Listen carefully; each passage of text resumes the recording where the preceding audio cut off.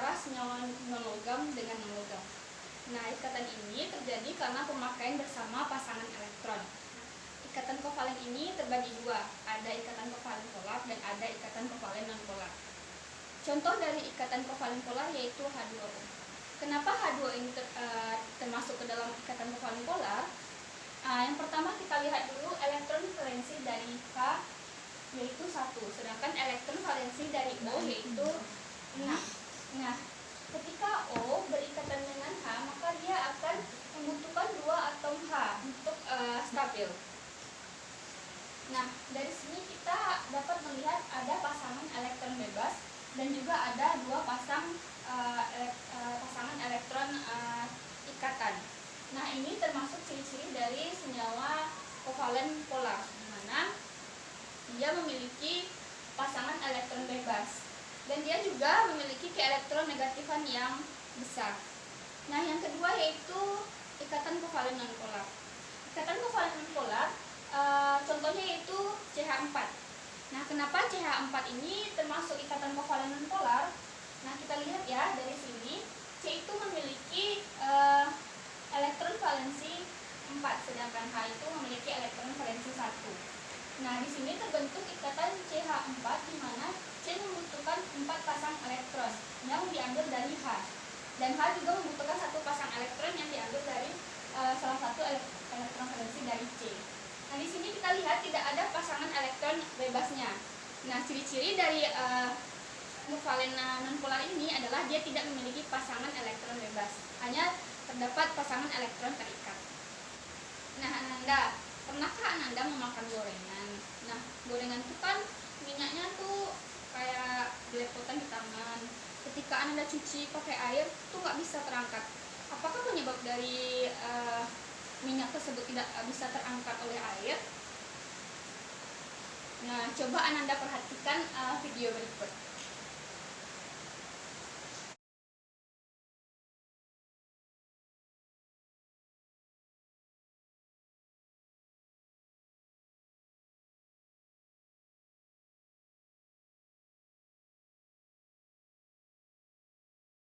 Dari video tersebut, apakah ada yang ingin ditanyakan? Saya, Bu. Ya, silahkan. Kenapa minyak dan air itu tidak bisa menyatu, Bu? Baik, bagus sekali pertanyaannya, Dara. Nah, apakah ada yang ingin bertanya lagi? Tidak, Bu. Tidak ada ya. Oke, untuk menjawab pertanyaan dari Dara tadi, kalian harus menjawab LKPD yang akan Ibu berikan nantinya. Nah, untuk menjawab pertanyaan dari LKPD ini, Ibu akan memberikan Anda tugas berupa tugas kelompok.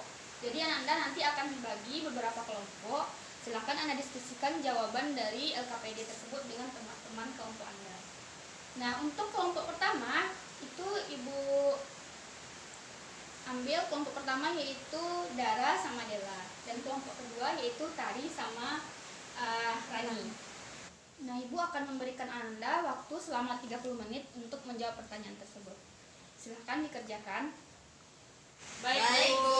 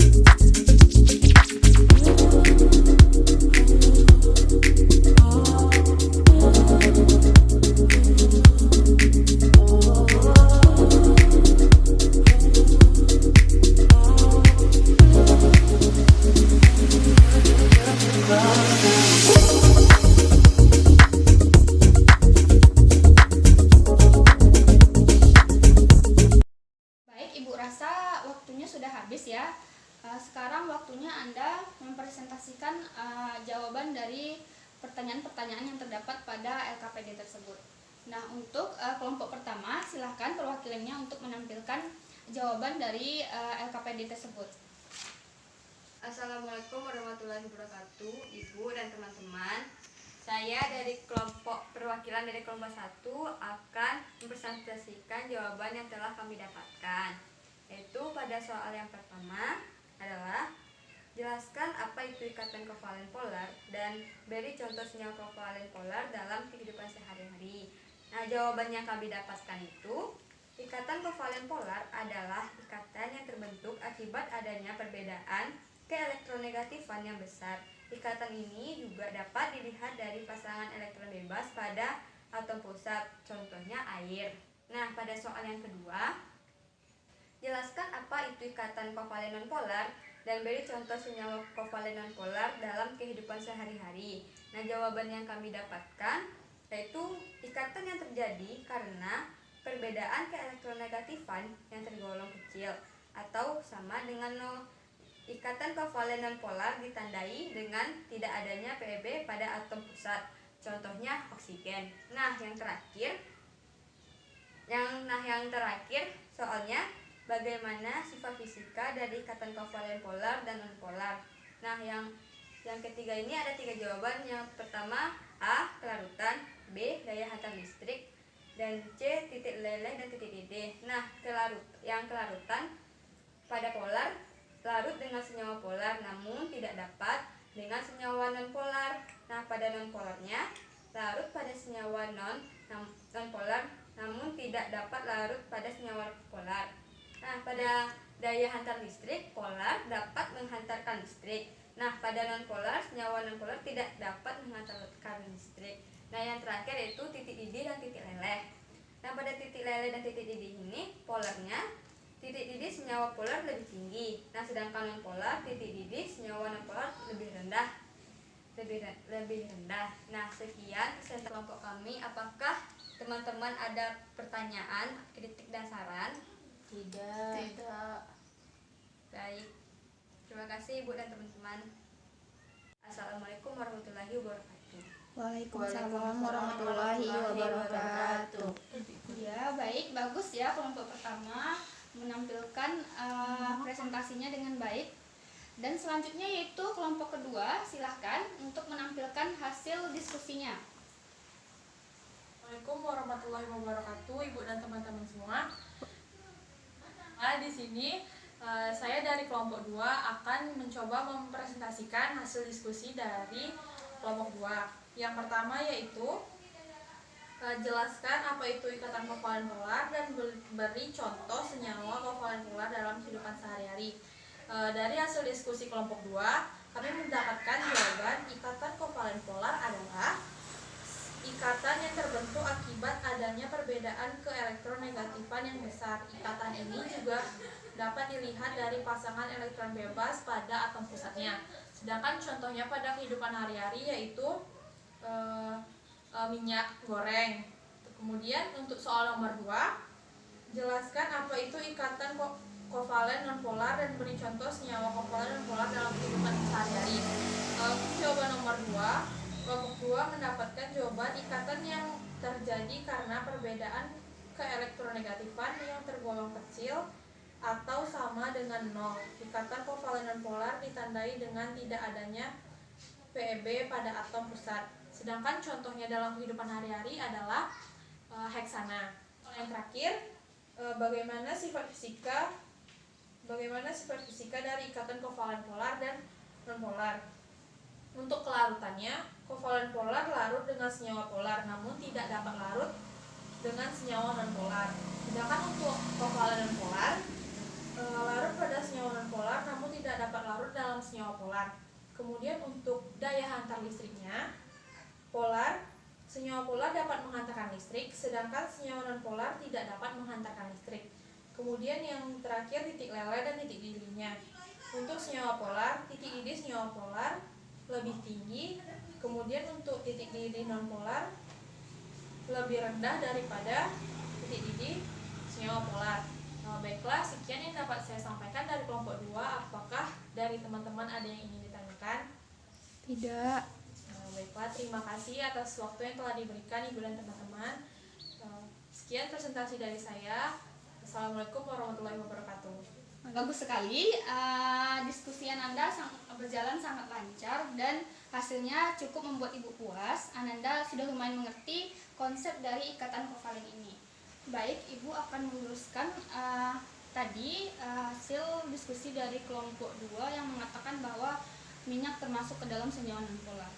Itu salah ya, sebenarnya minyak itu termasuk ke dalam senyawa nonpolar. Kenapa? Karena minyak itu terbentuk dari senyawa hidrokarbon, ada atom H dan atom C seperti yang Ibu bilang tadi. Ikatan CH itu termasuk ke dalam ikatan non-polar. Nah, tadi kan Ananda sudah menjawab pertanyaan-pertanyaan yang terdapat pada LKPD tadi. Nah, siapa yang dapat menjawab pertanyaan dari Dara tadi? Kenapa minyak itu tidak bisa tercampur dengan air? Nah, dan kenapa tangan yang terkena minyak tidak bisa dibersihkan dengan air? Saya, Bu. Silakan. Ini berkaitan dengan sifat fisika dari senyawa polar dan non-polar, Bu. Yaitu kelarutannya, Bu. Karena sama-sama kita ketahui bahwa air itu bersifat polar, sedangkan minyak itu bersifat non-polar. Nah, senyawa polar itu tidak dapat melarutkan senyawa non-polar, melainkan dia dapat melarutkan sesama senyawanya, yaitu polar. Nah, sedangkan senyawa non-polar, begitupun dengan senyawa non-polar, Bu. Hal inilah yang menyebabkan air tidak bisa mengangkat minyak yang terkena tangan, Bu, karena air itu bersifat polar sedangkan minyak itu bersifat non-polar. Jadi kedua senyawa itu tidak akan bisa larut, Bu. Dan begitulah minyak itu tidak dapat menyatu dengan air, Bu. Ya, benar sekali. Nah, bagus sekali Ananda. Ibu lihat Anda benar-benar paham dengan materi ini.